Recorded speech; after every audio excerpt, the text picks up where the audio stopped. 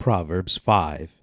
My son, be attentive to my wisdom, godly wisdom learned by actual and costly experience, and incline your ear to my understanding of what is becoming and prudent for you, that you may exercise proper discrimination and discretion, and your lips may guard and keep knowledge and the wise answer to temptation. For the lips of a loose woman drip honey as a honeycomb, and her mouth is smoother than oil. But in the end she is bitter as wormwood, sharp as a two-edged and devouring sword. Her feet go down to death, her steps take hold of Sheol, Hades, the place of the dead. She loses sight of and walks not in the path of life. Her ways wind about aimlessly, and you cannot know them. Now therefore, my sons, listen to me, and depart not from the words of my mouth. Let your way in life be far from her, and come not near the door of her house. Avoid the very scenes of temptation, lest you give your honor to others, and your years to those without mercy. Lest strangers and false teachings take their fill of your strength and wealth, and your labors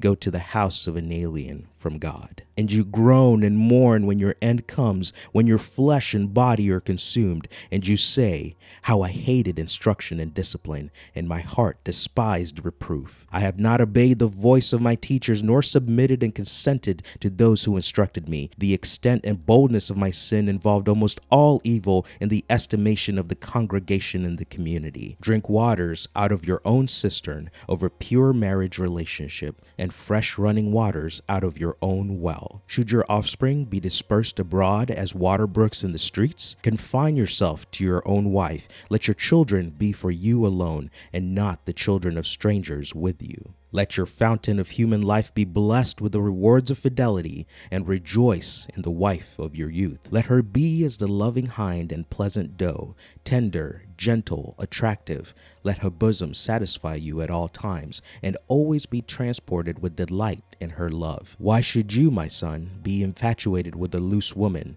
embrace the bosom of an outsider, and go astray? For the ways of man are directly before the eyes of the Lord, and he who would have us live soberly, chastely, and godly carefully weighs all man's goings. His own iniquities shall ensnare the wicked man, and he shall be held with the cords of his sin. He will die for lack of discipline and instruction, and in the greatness of his folly he will go astray and be lost.